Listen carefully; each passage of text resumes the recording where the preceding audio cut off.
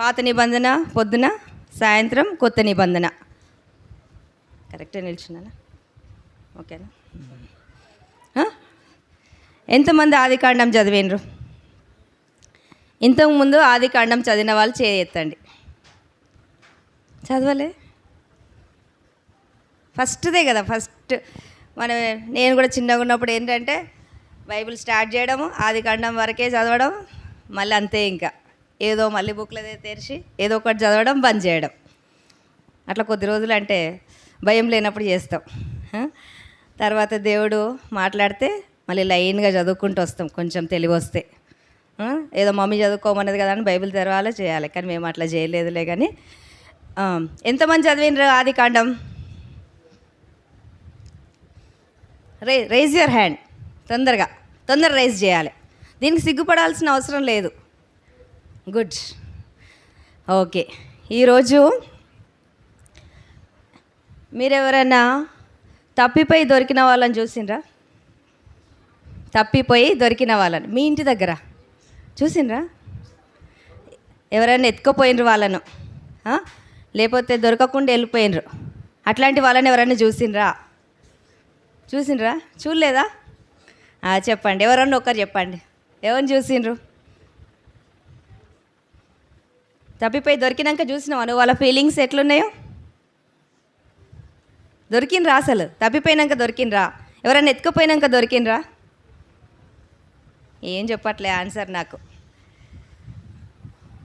Okay, అందరూ ఒకసారి praise the lord చెప్పండి. హల్లెలూయా. ఉన్నారా? ఉన్నారు. ఓకే. ఎవరన్నా చూసిండ్రా తప్పిపోయి దొరికిన వాళ్ళను? చూడలేదా? సరే, నేను ఎవరిని చూసినా అంటే నాకు అన్న, నా సొంత అన్న, నా సొంత తమ్ముడు ఇద్దరు. చిన్నప్పుడు వాళ్ళకు మా డాడీ కూడా సేవకుడు. అయితే మా డాడీ ఢిల్లీకి సేవకి వెళ్ళేది. ఢిల్లీలో కాన్పూర్ అనే ప్లేస్కి వెళ్తే ఇయర్లీ ఒకసారి వెళ్తూ ఉండేది. అయితే అట్లా వెళ్తూ ఉంటే మా డాడీ వెళ్ళి వస్తూ ఉండేది. మేము ఉండేది పెద్దపల్లిలో ఉండేది. కానీ మా డాడీ వెళ్ళి వస్తుంటే మా ఇద్దరు అన్న తమ్ములకు ఆలోచన పుట్టింది, డాడీ మమ్మల్ని కూడా ఢిల్లీకి తీసుకుపోవా అంటే చాలా కష్టము, అందరం వెళ్ళడం వద్దు అన్నాడు. వద్దు అని అంటే సరే అనేసి మళ్ళీ ఒకసారి అడిగినారు, మళ్ళీ ఒక ఇయర్. అట్లనే మేము చిన్నగా ఉన్నాం, మీ లెక్కనే 3rd క్లాస్ 4th క్లాస్ చదువుతుంటే మళ్ళీ అడిగితే లేదు తీసుకెళ్ళేది లేదా అంటే కష్టం అని చెప్పిన, అందరం వెళ్ళడం కష్టం. అయితే ఒకరోజు మా డాడీతో ఛాలెంజ్ చేసిండ్రు, డాడీ నువ్వు పోతున్నావు కదా, మేము కూడా నీతో పాటు మేము నీకంటే ముందే ఢిల్లీ చూస్తామన్నారు. ఎట్లా చూస్తారు అని అంటే చూస్తాం డాడీ అని అన్నారు. అని ఏం చేసిండ్రంటే ఒక అబ్బాయి పరిచయం అయితే ఆ అబ్బాయిని ఇట్లా ట్రైన్లలో ఊడ్చుకునే వాళ్ళు ఉంటారు తెలుసా, ఆ అబ్బాయి అనుకోకుండా మాకు ఒక మీటింగ్ దగ్గర పరిచయం అయితే ఆ అబ్బాయి చెప్పిండు, నేను రోజు ట్రైన్లో ఊడ్చుకుంటా, ఢిల్లీకి పోతా, బాంబేకి పోతా, ఏ ట్రైన్ దొరికితే ఆ ట్రైన్కి పోతా, అన్ని ప్లేసెస్కి వెళ్తా అని చెప్పిండు. అయితే మా ఇద్దరు తమ్ముళ్ళు చిన్నోళ్ళు, ఇక ఇంతున్నారు, ఎంత అన్న తమ్ముడు, నేను కూడా చిన్నదాన్ని. అయితే వాళ్ళు ఏం చేసిండ్రంటే ఆయన చెప్పిన విధానంగా ఒకరోజు పొద్దున్నే స్కూల్కి పోకుండా మంచిగా బ్యాగ్ చదువుకున్నారు. స్కూల్ బ్యాగ్ లెక్కనే బ్యాగ్ చదువుకొని అందులో ఒక చిన్న బైబిల్ అయితే పెట్టుకున్నారు. మా నాన్న సేవకుడు కాబట్టి భయం అయితే ఉండేది. బైబిల్ అయితే పెట్టుకున్నారు, డ్రెస్సులు ఏం పెట్టుకోలేదు, ఏదో ఒక బాటిల్ ఏదో పెట్టుకున్నారు. ఇంకా ప్రయాణం స్టార్ట్ చేసి ఒక ఏ ట్రైన్ ఎక్కితే ఆ ట్రైన్ ఎక్కి వెళ్ళిపోదామని అనుకున్నారు. వెళ్ళిపోయి ఢిల్లీ పోతామనుకున్నారు, చిన్నపిల్లలు కాబట్టి, చాలా చిన్నపిల్లలు.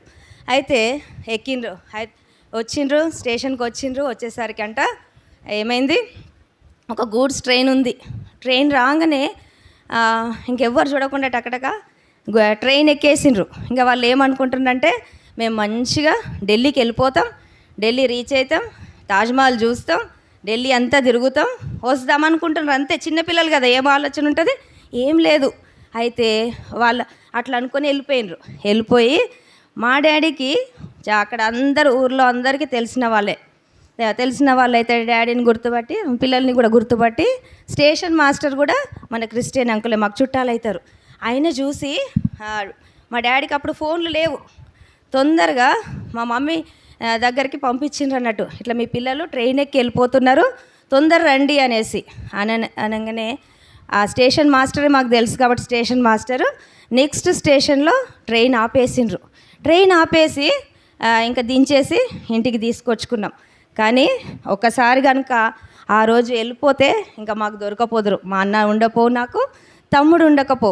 ఇంకా నైట్ వచ్చినాక మా చుట్టాలందరూ వచ్చి మేము కూడా చాలా ఏడ్చినాం. మా మమ్మీ చాలా ఏడ్చింది, మేమందరం ఏడ్చినాం. ఎందుకు అట్లా చేసిండ్రంటే మా అన్న చిన్న పిల్లోడైనా ఏం చెప్పిండంటే, మమ్మీ సైతాన్ నన్ను శోధించింది అట్లా, అందుకని అట్లా చేసిన మమ్మీ, ఇంకొకసారి చేయను మమ్మీ అనేసి. అట్లా వాళ్ళు వెళ్ళిపోయి దొరికిండ్రు. నాకైతే ఆ సంతోషం తెలుసు. ఇప్పటికీ నేను రోజు గుర్తు చేసుకుంటాం, అమ్మో మా అన్న తమ్ముడు ఏమైపోయేటోళ్ళో, ఎవరు అమ్ముకునే వాళ్ళో, ఎవరేం చేసేవాళ్ళో, లేకపోతే అన్నం దొరకక ఏం దొరకక చనిపోయే వాళ్ళేమో, అట్లా అన్ని రకాలుగా పెద్దగా నాకు ఇప్పుడు ఆలోచన వస్తే. చాలామంది అప్పుడు అట్లా పిల్లలు పేరెంట్స్ చాలా స్ట్రిక్ట్ ఉండే, అప్పుడు స్ట్రిక్ట్ ఉంటే స్కూల్కి పోవడం ఇష్టం లేక అట్లా పారిపోతుండేది. అట్లా చాలామంది తప్పిపోయి దొరకలేదు. కానీ మా అన్న తమ్ముడు మాత్రం దొరికిండ్రు, వచ్చినాక మేమందరం చుట్టాలం కలిసి ఆ రోజు మళ్ళీ మా డాడీ మీటింగ్ పెట్టి మరి సంతోషంగా ఉండే. అయితే ఈరోజు మనం ఒక స్టోరీ విందాం. ఎవరి స్టోరీ అని అంటే, ఇక్కడ తప్పిపోయి దొరకడం అంటే ఎవరంటే యోసేపు. ఎవరి కొడుకు యోసేపు? ఎవరి కొడుకు నాన్న? యాకోబుకి ఎంతమంది కొడుకులు? యాకోబుకి ఎంతమంది? యాకోబు తెలుసా మీకు? 12 మంది కొడుకులు. యాకోబుకి 12 మెంబర్స్. 12 అంటే తెలుసా? 12 మెంబర్స్ కొడుకులు ఉంటారు. 12 మెంబర్స్ ఈయనే యాకోబుకు 12 మంది కొడుకులు. ఇది చూడండి, వీళ్ళందరూ యాకోబు కొడుకులు. వీళ్ళందరూ కూడా యాకోబు కొడుకులే. ఇక్కడ ఇంకొక 2 పిక్చర్స్ రాలేదు మనకు. ఎంతమంది ఉన్నారు లెక్క పెట్టండి. 1 2 3 4 5 6 7 8 కదా. ఇంకిద్దరిది అంటే పిక్చర్ కట్ అయింది మనకు. 8 మెంబర్స్ ఇక్కడ 8, కానీ యాక్చువల్గా 12 మెంబర్స్. దాంట్లో ఈయన యాకోబు.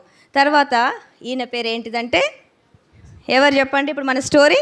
యోసేపు. ఈయన యోసేపు ఎన్నో నంబర్ తెలుసా? మీరే చెప్పాలి. బైబిల్ చదివిన అన్నారుగా, చదివిన వాళ్ళు చెప్పండి. 12th నెంబరా? కాదు, 11th నెంబర్. ఎన్నో number? 11th number. Last one ఎవరు? ఈరోజు మీకు హోంవర్క్. ఏంటిది హోంవర్క్? యాకోబు 12 కొడుకుల పేర్లు రాసుకొని రావాలి. రేపు అడుగుతా నేను, ఓకేనా? 12 కొడుకులు, ఓకే. అయితే ఈ 12 మెంబర్స్లో యోసేపు ఎన్నో వన్? 11th one. సో యోసేపు 11th కొడుకు. అయితే ఈ యోసేపుకి, యాకోబుకి లేయా, రాహేలు, ఇంకిద్దరు భార్యలు ఉంటారు. అయితే రాహేల్ అంటే ఆమె చిన్న ఆమెకు రాహేల్ని చాలా ఇష్టపడి పెళ్లి చేసుకుంటాడు. అప్పుడు రాహేల్కి పుట్టిన కొడుకులు ఎవరనంటే ఈ యోసేపును బెన్యామీను. చెప్పండి ఒకసారి. యోసేపు, బెన్యామీన్. ఇంగ్లీష్లో యోసేపు ఏంటిది? ఇంగ్లీష్లో యోసేపు పేరు ఏంటిది? జోసెఫ్. అయితే జోసెఫ్ ఈయనే నెక్స్ట్ బెన్యామిన్. ఈయనకు వీళ్ళ మమ్మీ జోసెఫ్ని కంటది. కన్నాక బెన్యామిన్ని కనే టైంకి వాళ్ళ మమ్మీ చనిపోతుంది. మమ్మీ చనిపోయేసరికి చిన్నప్పుడే జోసెఫ్కి మమ్మీ ఉన్నదా? లేదు, చిన్నప్పుడే చనిపోయేసరికి ఇంకా ఎవరు చూసుకుంటారు మమ్మీ లేనప్పుడు?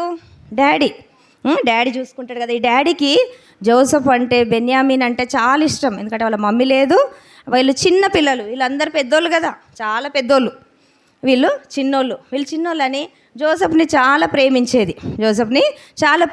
ప్రేమించేదైతే ఈ అన్నలందరికీ కోపం వచ్చేసిందంట. ఈ అన్నలందరికీ ఏమొచ్చిందంట? కోపమే కాదు, పగ. కోపం అంటే చిన్నగా అనేసి అరుస్తేనేమో కోపం. ఇంకా వాళ్ళని చూస్తేనే మనకు చాలా కోపం వస్తే ఇంకా పగ పెట్టుకోవడం అన్నట్టు.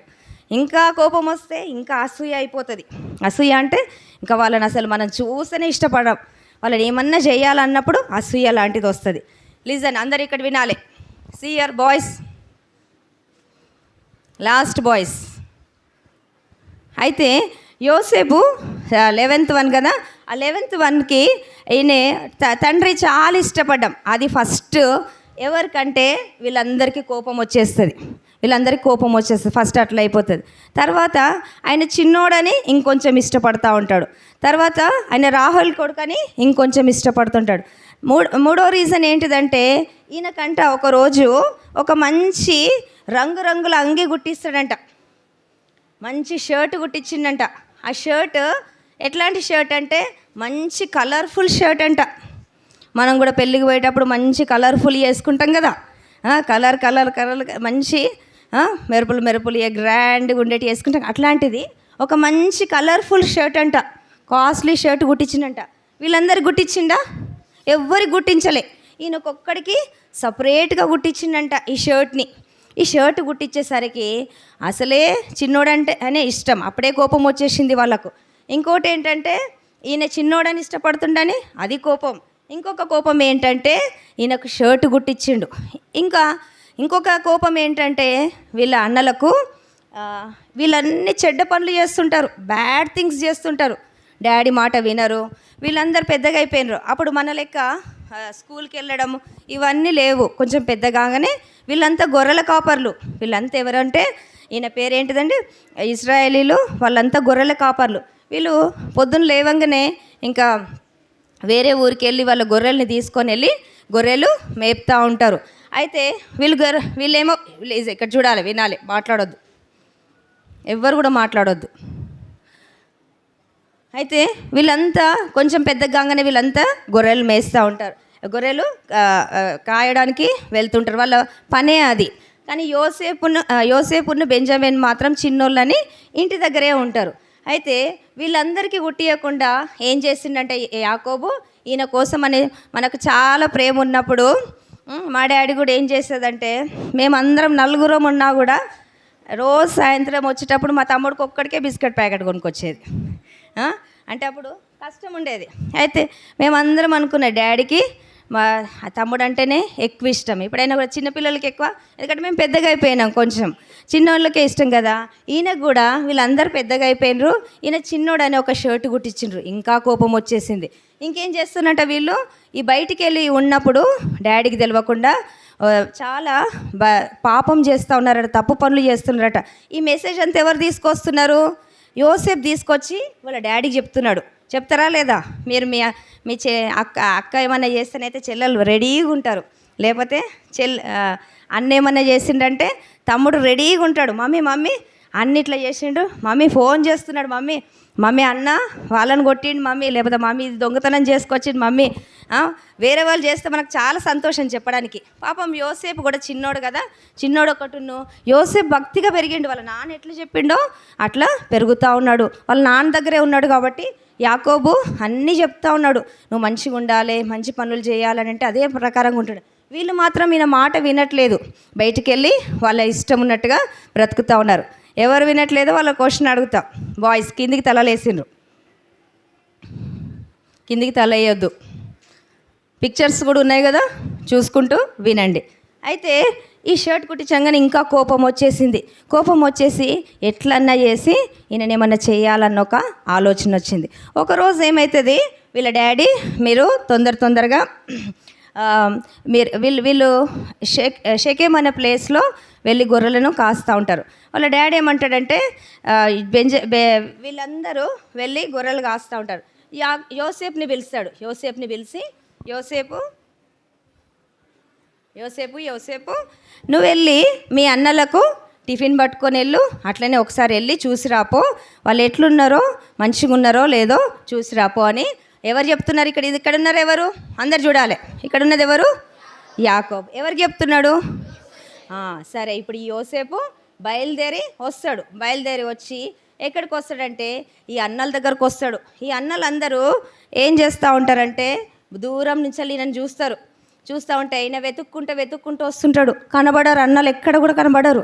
అయ్యో అన్నలు కనబడట్లేదే అనేసి ఒక అంకుల్ ఎవరో ఎదురుపడంగానే అంకుల్ని అడుగుతాడు, అంకుల్ అంకుల్ మరి మా అన్నలు ఉండే ఇక్కడ గొర్రెల కాపర్లు మీకేమన్నా కనబడ్డారా అని అడుగుతారు.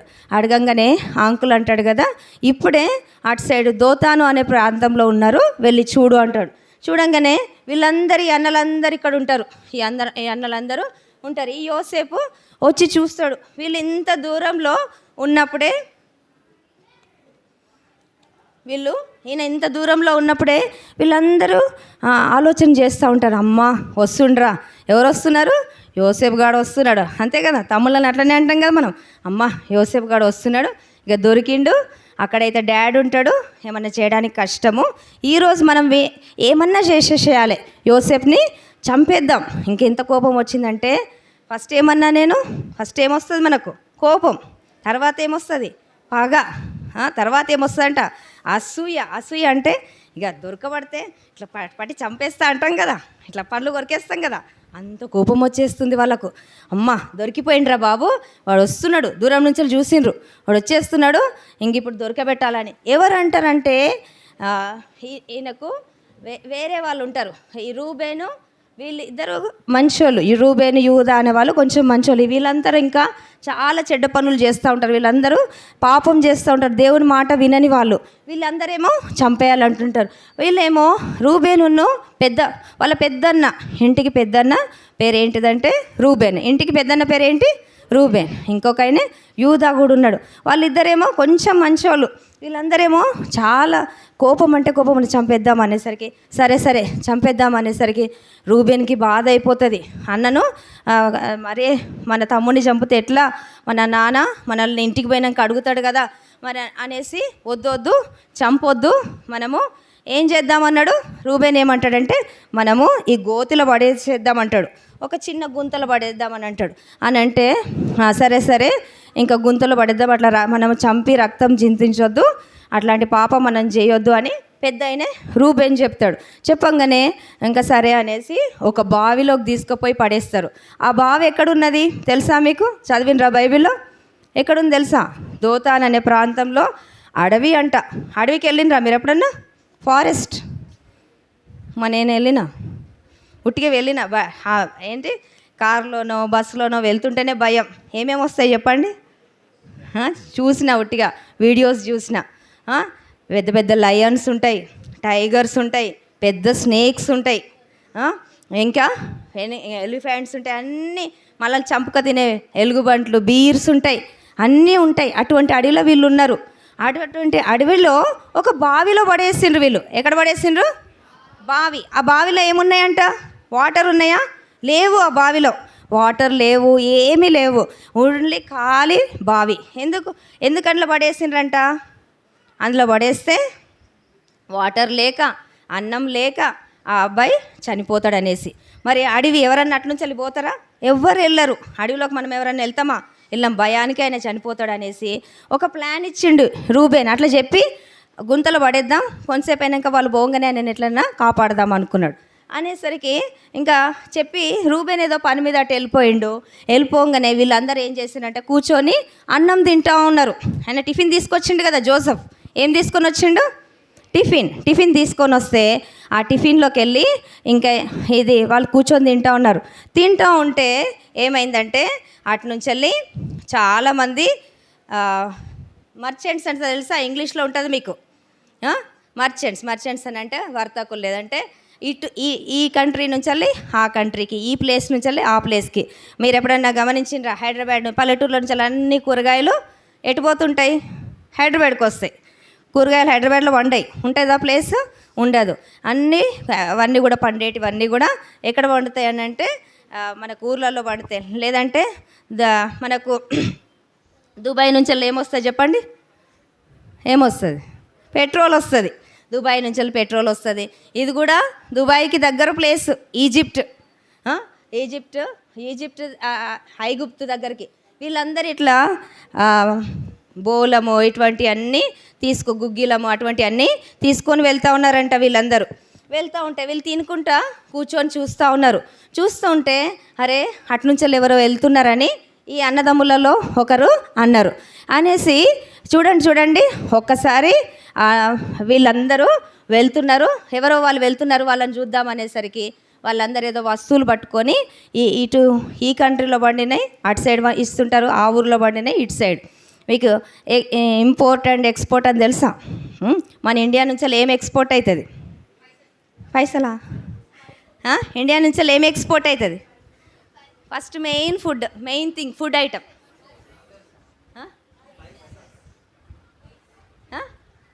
రైస్. మన ఇండియా రైస్ పండేది మన ఇండియాలోనే, మెయిన్గా మన తెలంగాణ ఆంధ్రప్రదేశ్లలో రైస్ ఎక్కువ పడుతుంది. రైస్ ఎక్స్పోర్ట్ అవుతుంది. ఎక్స్పోర్ట్ అంటే ఏంటిది? వేరే కంట్రీకి ఇచ్చినప్పుడు. ఇంపోర్ట్ అంటే ఏంటిది? వేరే కంట్రీ నుంచి మనం తెచ్చుకున్నప్పుడు. దుబాయ్ నుంచి మనం ఏం తెచ్చుకుంటాం? పెట్రోల్. మన దగ్గర ఉందా పెట్రోల్? లేదు. అట్లనే వీళ్ళందరూ ఒక ప్లేస్ నుంచి ఇంకొక ప్లేస్కి వస్తువులు కొనుక్కొని తీసుకొని వెళ్తూ ఉంటారు అన్నట్టు. ఇంపోర్ట్ చేస్తూ ఉంటారు, ఎక్స్పోర్ట్ చేస్తూ ఉంటారు. ఇప్పుడు వీళ్ళందరూ కూడా ఎవరంటే ఇష్మాయేలీలు. ఎవరది? ఇష్మాయేలీలు. సో ఇష్మాయేలీలు ఏంటంటే ఎటు నుంచి ఎటు పోతుందంటే వీళ్ళు ఇటు సైడ్ ఈజిప్ట్ ఉన్నది. ఈజిప్ట్ తెలుసా? ఐగుప్తు దేశం. ఎవరున్నారు ఐగుప్తు దేశంలో? బైబిల్లో ఎవరు ఉంటారు చెప్పండి? ఫరో ఉంటాడు. ఫరో తెలుసు కదా, చిన్నప్పుడైతే ఫరో అంటేనే భయం నాకు. ఫరో ఉంటాడు. ఆ ఫరో దగ్గరికి ఇవన్నీ అది రిచెస్ట్ కంట్రీ, ఇప్పటికి కూడా మంచిగా చాలా అక్కడ అన్నీ కూడా చాలా గొప్పగా ఉంటాయి. అయితే ఈజిప్ట్కి అన్ని వస్తువులు ఇష్మాయేలీలు తీసుకొని పోతూ ఉన్నారంట. పోతుంటే ఈ అన్నలు ఏమన్నారంట, మనము ఈ అబ్బాయిని గుంటలో ఎందుకు ఉంచాలి, మనం తీసుకుపోయి ఈయనకు అమ్మేసుకుందామని అమ్మేసేస్తారంట. ఎంతకు అమ్మేసిండ్రనంటే ఎంత? 22 సిల్వర్ కాయిన్స్ అంట. 22 సిల్వర్ కాయిన్స్కి అమ్మేసిండ్రంట. ఎవరిని అమ్మేసిండ్రు? యోసేపును. ఎవరికి అమ్మిండ్రు? చెప్పాలి, ఆన్సర్ చెప్పాలి. ఇష్మాయేలీలు. వాళ్ళు ఎటు పోతున్నారు? ఐగుప్తుకు పోతున్నారు. ఇప్పుడు ఎక్కడికి అమ్మిండ్రు? లాస్ట్ బాయ్స్ ఎక్కడికి అమ్మిండ్రు? ఐగుప్తుకి అమ్మిండ్రు. ఐగుప్తుకి ఎన్ని పైసలకు అమ్మిండ్రు? 22 కాయిన్స్ ఆఫ్ సిల్వర్. యేసు ప్రభుని కూడా అమ్మిండ్రు కదా. ఎంతకు అమ్మిండ్రు యేసు ప్రభుని? ఎవరు అమ్మిండ్రు? యూదా అమ్మిండు. ఎన్ని కాయిన్స్కి? 30. అవి కూడా సిల్వర్ కాయిన్సే. ఇక్కడ దాదాపుగా మనకు జోసెఫ్ యేసు ప్రభుని రిప్రజెంట్ చేస్తూ ఉంటాడు. యేసు ప్రభుతోని సమానంగా చెప్తూ ఉంటారు. అయితే ఈయనను కూడా ఇక్కడ ఎన్నిటికంటేనంటే 22 కాయిన్స్ కమ్మి ఇంకా వాళ్ళ పైసలు తీసేసుకున్నారు. అంత లోపట ఎవరు వచ్చిండ్రంటే రూబెన్ వచ్చిండు. అయ్యో ఏడి ఏమంటారంటే యూదా ఇస్తాడు ఆ ప్లాన్. అయితే రూబెన్ వచ్చి అయ్యో మా తమ్ముడేడి వీళ్ళందరూ వెళ్ళిపోగానే ఆయన తప్పిద్దాం అనుకుంటాడు. కానీ వచ్చేసరికి అమ్మేసిండ్రు, వెళ్ళిపోయిండు కూడా. యోసేపు వెళ్ళిపోయిండు కూడా. ఇంకా ఏడ్చుకుంటూ వాళ్ళ నాన్న దగ్గరకు వచ్చిండు. వాళ్ళ నాన్న దగ్గరకు వచ్చి ఎవరినే వాళ్ళ నాన్న పేరు ఏంటి? యాకోబు దగ్గరకు వచ్చిండు. యాకోబు దగ్గరకు వచ్చి యాకోబుకి చెప్తా ఉన్నాడు. ఎవరంటే రూబేన్ వచ్చి చెప్తా ఉన్నాడు, డాడీ ఇట్లా మరి ఏమని చెప్దాం అనుకున్నారు వీళ్ళంతా? ఏం ప్లాన్ చేసుకున్నారు చెప్పండి, తెలుసా?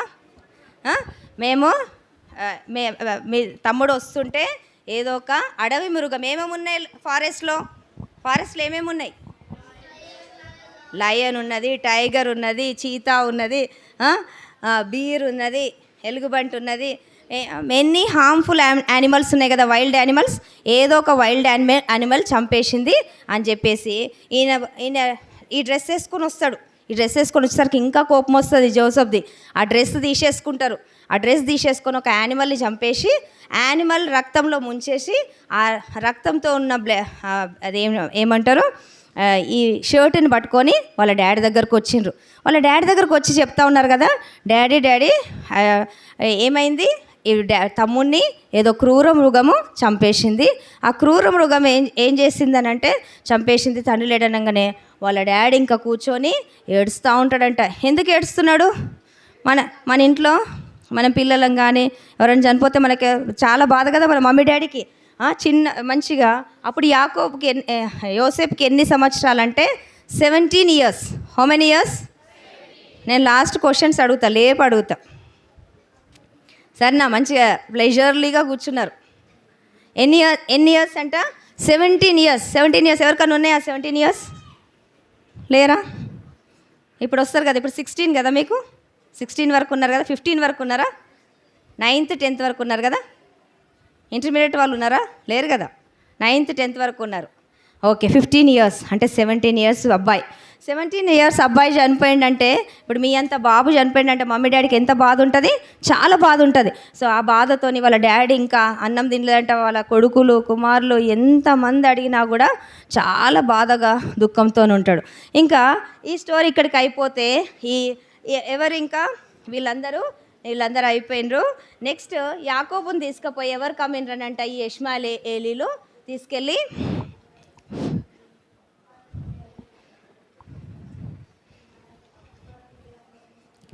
ఇట్లా పట్టుకొని తీసుకొని వెళ్ళిపోయినరు ఆయనను కట్టుకొని, ఎందుకంటే మళ్ళీ పారిపోతాడు కదా, అట్లా కట్టుకొని తీసుకొని వెళ్ళిపోయినరు. తీసుకొని వెళ్ళిపోయినాక ఈయనను తీసుకుపోయి పోతీఫర్ అనేట ఆయనకు ఇచ్చేస్తారు. ఈయనను పోతీఫర్ అనేట ఆయనకు ఇచ్చేస్తారు. పోతీఫర్ అంటే ఆయన ఎవరనంటే ఫరో దగ్గర ఒక ఉద్యోగస్తుడు. సో ఫరో దగ్గర ఒక ఉద్యోగస్తుడు అయితే ఆ ఫరో దగ్గర అమ్మేసి ఫరోకి అమ్ముతాడు. ఫరో దగ్గర ఉద్యోగస్తుడు పోతీఫర్ దగ్గర ఆయన ఉంటుంటే ఆయనను చాలా ఒక 5 minutes అయిపోతుందిలేండి.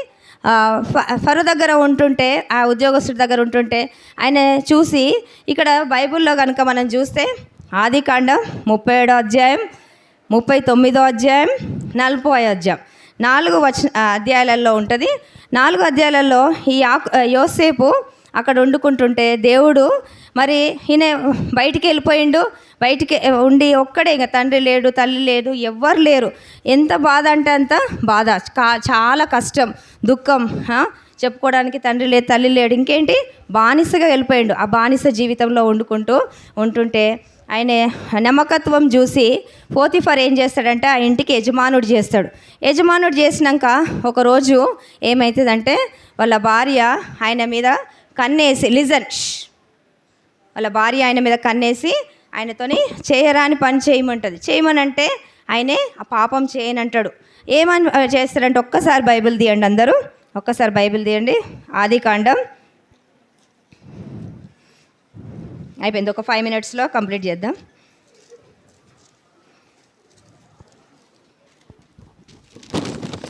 ఆదికాండం 39వ అధ్యాయం.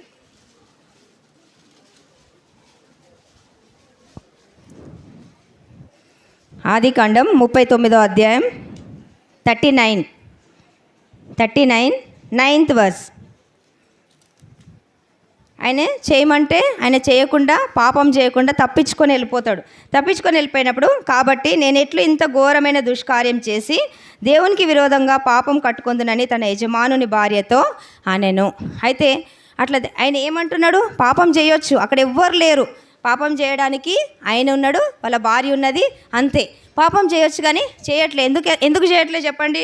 ఈ వాక్యము దేవుడు కూడా, నేను రక్షింపబడినది కూడా ఇదే వాక్యంతో. ఏంటిదంటే, కాబట్టి నేనెట్లు ఇంత ఘోరమైన దుష్కార్యం చేసి దేవునికి విరోధంగా పాపం చేతును. మనము పాపం చేసేటప్పుడు అంటే ఏదైనా తప్పు చేసేటప్పుడు, ఫర్ ఎగ్జాంపుల్ సినిమా చూస్తున్నాం, లేదంటే ఏదన్నా తప్పు పని చేస్తున్నాం, ఎవరినైనా కొడుతున్నాం, ఎవరినైనా చంపుతున్నాం, ఇంకా మనము ఎవరు లేనప్పుడు ఎన్నో పాపాలు చేసినప్పుడు ఎవరు చూస్తున్నారంట? దేవుడు చూస్తున్నాడు. దేవుడు చూస్తుంటే ఇప్పుడు యాకోబుకి ఎవ్వరు లేరు అక్కడ, ఆమె ఉన్నది, ఆయనే ఉన్నాడు. కానీ యాకోబు ఏం చేసిండనంటే తప్పించుకొని పారిపోతుండే. ఏమని అంటున్నాడంట? దేవునికి విరోధంగా నేను పాపని. మనం పాపం చేస్తే ఎవరికి విరోధంగా చేస్తున్నాం? ఫస్ట్ మన తల్లిదండ్రులను బాధ పెడుతున్నాం, తర్వాత మెయిన్గా ఎవరిని బాధ పెట్టేది? దేవునికి విరోధంగా. అయితే ఈయనని తీసుకుపోయి ఆమె అబద్ధం చెప్తుంది, ఈయన నాకు దగ్గర తప్పు చేసిండు, పాపం చేసిండు అని చెప్పేసరికి పోతీఫర్ ఏం చేస్తాడంటే ఆయనను తీసుకుపోయి జైల్లో వేస్తాడు. ఆ జైల్లో వేసినప్పుడు ఇంకా అసలే ఏమేమైపోయింది, చిన్నప్పుడే మమ్మీ చనిపోయింది, ఇంకొకటి ఏమైపోయింది, అన్నలందరూ పగబట్టిండ్రు. మనకు మన ఇంట్లో అన్న అక్కతో ఒకరోజు గొడవ అయితేనే ఉండలేం, కానీ ఇక్కడ ఏమైంది, అన్నలు అక్కలు ఎవ్వరు అందరూ పగబట్టేసిండ్రు. ఇంకేం చేసిండ్రు? పగబట్టడమే కాదు, అమ్మేసిండ్రు. అదే పెద్ద బాధ. తర్వాత ఇంకేమైపోయింది, ఆయన పోయి ఒక బానిసగా బ్రతుకుతున్నాడు. తర్వాత ఇంకేమైంది, ఆయనను తీసుకుపోయి ఇప్పుడు జైల్లో వేసిండ్రు. మీరు జైల్లో ఉంటారా? ఇప్పుడు మన కవిత ఉన్నది చూసిండ్రా, కేసీఆర్ బిడ్డ తీసుకుపోయి జైల్లో వేసిండ్రు, చాలా కష్టపడుతుంది. మరి అట్లనే మనల్ని కూడా యోసేపుని ఏం చేసిండ్రంట, జైల్లో వేసేసిండ్రు. జైల్లో వేసేసరికి ఇంకా ఆయనకి ఎవరున్నారు చెప్పండి? మమ్మ ఉందా? లేదు. మమ్మీ అసలు చనిపోయింది. డాడీ ఉన్నాడా? ఉన్నాడు కానీ దగ్గరలో లేడు. అన్నలు ఉన్నారా? లేరు. ఎవ్వరు లేరు. ఇంకెవరు ఉన్నారు? మరి దేవుడు ఉన్నాడు. మన జీవితంలో కూడా మీరు ఇంకొంచెం పెద్దగా అయితే ఇప్పుడు 10th అయిపోగానే హాస్టల్స్కి వెళ్ళాల్సి వస్తుంటుంది. లేకపోతే ఎవరన్నీ నేను కూడా ఒక ఆంటీ వాళ్ళ ఇంట్లో ఉండి చదువుకున్న, హాస్టల్ ఉండి చదువుకున్న, కొన్ని రోజులు రూమ్లు ఉండి చదువుకున్నాము. మా అన్న వాళ్ళు అప్పుడు ఎవరు ఉంటారు మనకు తోడు? చెప్పుకోవడం కొన్నిసార్లు అన్నతో కూడా గొడవ అవుతుంది, మమ్మీతో కూడా గొడవ అవుతుంది. ఎవరితో మాట్లాడతాం అప్పుడు? దేవునితో మాత్రమే మాట్లాడతాం. అయితే ఈ యాకోబు ఎవరితో ఉన్నాడు ఇప్పుడు సహవాసం? దేవునితో మాత్రమే సహవాసం ఉంది. ఆ దేవునితో సహవాసం వండుకుంటూ ఆయనే దేవుని యందు చాలా భయభక్తి కలిగి ఉన్నాడు. దేవుడు ఆయనను రోజు రోజు శ్రమ పెడుతున్నాడు. ఎందుకు శ్రమ పెడుతున్నాడంట? మన లెసన్ పేరేంటి తెలుసా? ఈరోజు మన లెసన్ పేరు శ్రమ మేలు చేసి యోసేపు శ్రమ పొందుట. యోసేపు చేసిన మేలు ఏంటి చెప్పండి? ఫస్ట్ వన్, అన్నలను ప్రేమించిండు, అన్నలు ద్వేషించిండ్రు. సెకండ్ వన్ ఏంటిది? ఆయన ఏం చేయకున్నా ఆయన ఉట్టిగానే ద్వేషించిండ్రు. ఇంకోటి ఆయనను అమ్మేసిండ్రు, ఇంకొకటి ఆయన చేసిండ్రు. ఇట్లా చేసినా కూడా తర్వాత ఆయనను వీళ్ళు యోసేపుని తీసుకొని అమ్మేసినకి పోతిఫర్ జైల్లో ఉన్నాడు. జైల్లో ఉన్నప్పుడు పానదాయకుడు, భక్షకారుడు అని ఇద్దరు రాజు దగ్గర సేవ చేసేవాళ్ళు. వాళ్ళు కూడా తప్పు చేసి జైలుకి వస్తారు. ఆ జైలుకి వచ్చినప్పుడు వాళ్ళు ఒక కలగంటారు. ఆ కళ లిజన్ అయిపోయింది, ఒక 5 minutes ఆ కలగంటారు. ఆ కళలో ఏమవుతుందంటే వాళ్ళకు భావం తెలియదు. కళ భావం తెలియకపోతే యోసేపుని అడుగుతారు. యోసేపు వాళ్ళు వేసేసరికి పొద్దున చాలా దుఃఖంగా ఉంటారు. ఏంటి దుఃఖంగా ఉన్నారు అని అంటే, మాకు కళ వచ్చింది, అదేంటో అర్థం కావట్లేదు అని అంటే, యోసేపు ఆ కళ చెప్తాడు. ఏమని చెప్తాడంటే, ఈయన పేరు పానదాయకుడు.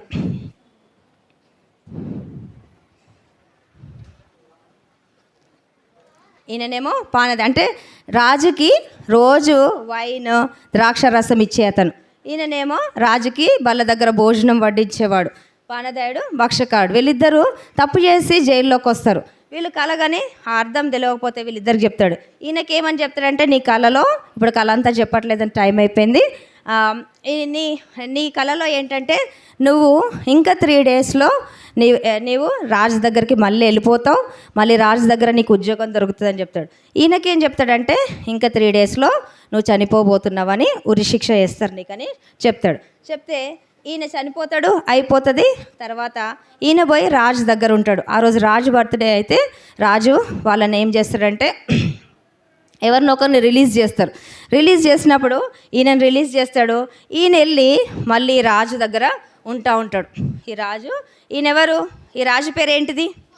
ఫరో రాజు. ఫరో రాజు దగ్గర ఉంటాడు. ఫరో రాజు దగ్గర ఉంటుంటే రోజు గిన్నె అందిస్తూ ఉంటాడు. ఇది మనకు పిక్చర్ ఇట్లుంది. గిన్నె అందిస్తూ ఉంటాడు. అందిస్తుంటే కానీ మర్చిపోతాడు, చేసిన మేలు మర్చిపోతాడు. మళ్ళీ ఒక 2 years గడిచిపోతుంది.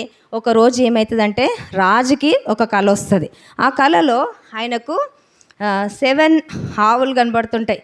అవి ఒకటేమో బక్క చిక్కి ఉంటాయి, తర్వాత ఇంకా 7 ఏమో బాగా బలమైనవి ఉంటాయి. ఫస్ట్ ఏమో బలమైన ఆవులు కనబడతాయి, తర్వాత 7 ఏమో ఏంటిది బక్క చిక్కిని ఉంటాయి. ఆ ఏమైతే అంటే, బక్క చిక్కిన సన్నగా ఉన్న ఆవులు ఏమి చేస్తాయి అని అంటే, ఈ లావటి ఆవులను తినేస్తే తిన్నా కూడా మళ్ళీ అవి అట్లనే ఉంటాయి. దాని అర్థం ఏంటంటే, షార్ట్ కట్లో చెప్పేస్తున్నా. సో దాన్ని 7 years మీకు మంచిగా పంటలు పండుతాయి, తర్వాత 7 years మీకు పంటలు పండకుండా ఈ ఏవైతే 7 yearsలో పండినాయి అవన్నీ కూడా 7 yearsలో కరువు వస్తుంది మీకు అని భావం అన్నట్టు. రాజు కల వస్తుంది కానీ ఎవరు చెప్పడానికి ఉండరు. అప్పుడు రాజు దగ్గరికి ఎవరిని తీసుకొస్తారంటే, ఈ యోసేపుని తీసుకొని వస్తారు. యోసేపుని తీసుకొని వస్తే యోసేపు రాజుకి కళ మొత్తం భావం చెప్పేస్తాడు. భావం చెప్పగానే రాజు ఏం చేస్తాడంటే, రాజుని ఏం చేస్తాడంటే, ఈయనను అధిపతిగా చేస్తాడు. అధిపతిగా చేసి ఈయనకి ఎట్లున్నాడు? బందీలాగున్నాడు. యాక్చువల్గా ఇట్లా బందీలాగుండే చెరసాలలో ఉండే. ఆయన చెరసాలలో ఉండే కానీ ఆయనను ఏం చేసిండు? ఇక్కడ రాజు దగ్గర తీసుకొచ్చిండ్రు. రాజు దగ్గర తీసుకురావడమే కాదు, ఆయనని ఇప్పుడు మంచిగా ఆయనను తయారు చేసి ఆయనకు ఒక మంచి గోల్డ్ చైన్ వేస్తారు, ఆయనకు కొత్త వస్త్రాలు వేస్తారు, ఐగుప్తు దేశపు వస్త్రాలు వేస్తారు, వేసేసి ఆయనను ఒక మంచి వ్యక్తిగా మారుస్తారు. తీసుకొస్తే రాజు ఏం చేస్తాడంటే, ఇంక ఇప్పటి నుంచి వెళ్ళి నువ్వే ఈ రాజ్యం మొత్తంకి అధిపతిగా ఉండు అనేసి ఆయనను అధిపతిగా చేసాడు. ఎట్లుండే ఒకసారి మళ్ళీ జస్ట్ రీకాల్ చేసుకుందాం స్టోరీ. యోసేపు ఎట్లుండే, ఎవరి కొడుకు? యాకోబు కొడుకు. యాకోబు కొడుకు అయితే ఆయనకు చిన్నప్పటి నుంచి ఏమేం కష్టాలు. ఫస్ట్ అమ్మ చనిపోయింది, సెకండ్ ఏమైపోయింది, అన్నదమ్ములు ఇష్టపడలేదు, ఇంకా తర్వాత ఏమైపోయింది, తీసుకుపోయి బానిసత్వంలో ఎవరింట్లో ఉన్నాడు? పోతీఫర్ ఇంట్లో ఉన్నాడు. అక్కడ ఏమైపోయింది, ఆయన మీద చెయ్యని తప్పుకి ఆయన పాపం చేయకపోయినా పాపం చేసినట్టు నిరూపించి ఆయనను ఎక్కడ వేసిండ్రు తెలుసా? జైల్లో వేసిండ్రు. మనకు జైలు పిక్చర్లే. సో జైల్లో వేసిండ్రు. అది ఏం జైలు జీవితం అనుభవించిండు, బానిస జీవితం అనుభవించిండు. తర్వాత లాస్ట్కి వచ్చేసరికి ఇంకా ఆయనే దేవుడు ఇంత శ్రమలు మనకు కూడా మన జీవితంలో అనేక శ్రమలు వస్తుంటాయి. మీరు ఇప్పుడు ఇంకా చిన్నోళ్ళే కానీ మీరు ఇంటర్మీడియట్ డిగ్రీకి వచ్చి మా లెక్క పెద్దగా అవుతుంటే ఇంకా అనేక శ్రమలు చిన్నప్పటి నుంచి, కొంతమందికి అయితే దేవుడు చిన్నప్పటి నుంచే శ్రమలు ఇస్తూ ఉంటాడు. ఇస్తుంటే ఎందుకంట? దేవుడు మనల్ని వాడుకోవడానికి. అట్లా వాడుకొని మనము ఫర్ ఎగ్జాంపుల్ ఈరోజు మనము చాలా సంతోషంగా ఉన్నాం, పెళ్ళికి పోయినాం. ఒక్కొక్కసారి పెళ్ళికి పోయి వస్తే బైబిల్ కూడా చదువుకోం, మంచిగా హాయిగా టైం అయిపోయింది అనేసి పడుకుంటాం, నిద్ర వస్తుందని పడుకుంటాం. కానీ ఏంటిదంటే మనకు బాగా ఎవ్వరు లేరు ఇంట్లో, మనం ఒక్కరమే ఉన్నాం. అప్పుడు ఏం చేస్తాం చెప్పండి? ఇంట్లో తినడానికి తిండి లేదు, ఏమీ లేదు. అప్పుడు ఏం చేస్తాం? కామ్గా కూర్చొని దేవుని దగ్గరకు వస్తాం. అట్లా మనకు సంతోషం కాదు, దుఃఖం వచ్చినప్పుడే దేవుడు మనల్ని హెచ్చించబోతుండని అర్థం. మనకు ఎన్ని కష్టాలు వచ్చినా, ఎన్ని బాధలు వచ్చినా కూడా దేవుడు మనల్ని హెచ్చిస్తున్నాడు. ఈరోజు మన స్టోరీలో యోసేపు ఏం చేసిండంటే, పాపం చేసినా కూడా చేయని పాపానికి శిక్ష అనుభవించిండు. తప్పు చేయకుండానే ఆయన శిక్ష అనుభవించిండు. ఆయనే వాళ్ళకు కీడు చేసినా కూడా వాళ్ళకు మేలు మనం కూడా నేర్చుకోవాల్సింది ఏంటంటే, మనము ఎవరు ఏం తప్పు చేసినా వాళ్ళని క్షమించడం నేర్చుకోవాలి. ఇంకొకటి వాళ్ళకు మేలు చేయడమే. తర్వాత స్టోరీలో ఏంటంటే, మళ్ళీ అన్నలు వచ్చినా క్షమిస్తాడు, వాళ్ళని ప్రేమిస్తాడు, వాళ్ళని తెచ్చేసుకొని మళ్ళీ ఉంచుకుంటాడు. అట్లా మనము అదే మనల్ని యోసేపు వలె మనము ఎవ్వరు మనల్ని ద్వేషించినా ఏం చేయాలి చెప్పండి? యేసుప్రభు కూడా సిలువ మీద యేసుప్రభు కూడా, నేను రక్షింపబడినప్పుడు కూడా పాల్ సుధాకర్ అంకుల్ ఉండే అంకుల్ ఇదే వాక్యం నాతో మాట్లాడండి. అదే స్టోరీ నాకు ఎందుకో VBSలో కూడా ఇదే స్టోరీ వస్తుంటుంది. మళ్ళీ ఆ వాక్యంలో ఇట్లనే యేసుప్రభు యోసేపు వలె మన కోసం వచ్చిండు. చేయరాని పాపం కోసం, పాపం చేయకుండా కొన్నిసార్లు మనం శ్రమ అనుభవిస్తే దేవుడు మనం ఏం పాపం చేసినా దేవుడి దగ్గర దుష్కార్యం చేసినట్టని చెప్తా ఉంటే, నేను రక్షింపబడిన. మీరు ఎంతమంది రక్షింపబడ్డారు? యేసుప్రభుని సొంత రక్షకునిగా స్వీకరించిండ్రు. యేసుప్రభు కూడా యోసేపు ఎట్లా శ్రమ పడినాడో అట్లనే మన కోసం ఆ పరలోకం నుంచి వెళ్ళి ఈ లోకానికి వచ్చి ఆయనను కూడా, ఆయన సొంత వాళ్ళు ఎవరు ఇష్టపడలేదంట. ఆయన ఊర్లో అసలు ఎప్పుడు సువార్త చేయలేదంట. అట్లా మన కోసం ఈ లోకానికి వచ్చి ఎక్కడ మరణించిండు? ఈయనన్న జైల్లో ఉన్నాడు, కానీ యేసుప్రభు ఎక్కడ మరణించిండు?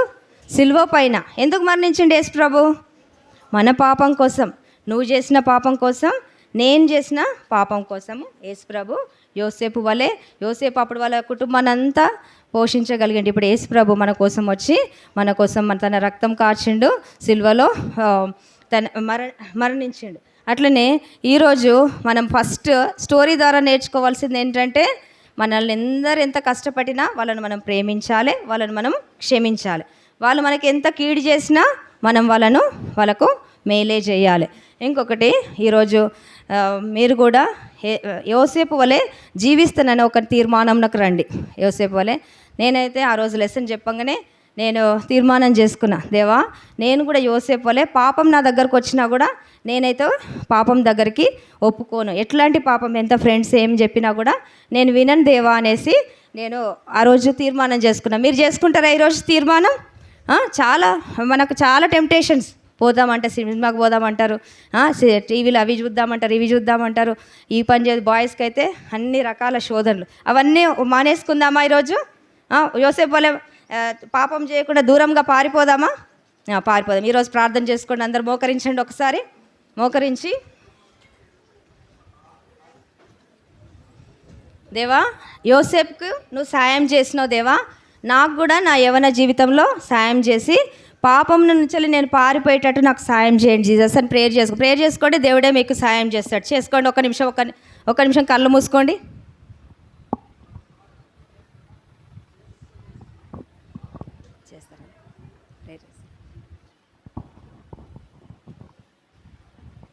కళ్ళు తెరుచుకొని ప్రార్థన చేస్తారు ఎవరైనా?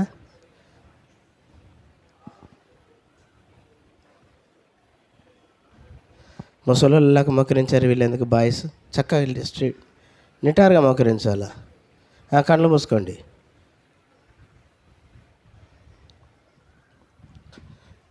ప్రేమ కలిగిన మా ప్రియ పరలోక తండ్రి, పరిశుద్ధ జూనియర్లో ఈ దిన చూపడినటువంటి లెసన్ బట్టి మీకు స్తోత్రాలు. పిల్లల హృదయాలు ముద్రించి నీరు కట్టి పాలింపు చేయండి. మీ దయాదృష్టి బిడ్డల మీద ఉంచండి. మహిమ ఘనత స్తుతి ప్రభావాలు మీరు పొందుతూ రావాల్సిందిగా ప్రార్థిస్తూ మీ దాసులని వేటకని వాడుకున్నందుకు వందనాలు చెల్లిస్తూ యేసు ప్రభు నామమున స్తుతించి ప్రార్థిస్తున్నాం తండ్రి. ఆమెన్. దయచేసి నిన్నట్లాకనే మీరు ఏ స్థలంలో కూర్చున్నారో అదే స్థలంలో, ఏ గ్రూపులో ఉన్నారో అదే గ్రూప్లో టీచర్స్ గమనించండి. గ్రూప్ టీచర్స్ పిల్లలు కూడా గమనించండి. కంఠస్థ వాక్యాలు రేపటిది కూడా ఇచ్చేసేయండి. ఈరోజు రేపటిది కూడా ఇచ్చేసి రేపు కంఠస్థ వాక్యాల ఎగ్జామ్ ఉంటుంది. దయచేసి గుర్తుపెట్టుకోండి. కంఠస్థ వాక్యాలు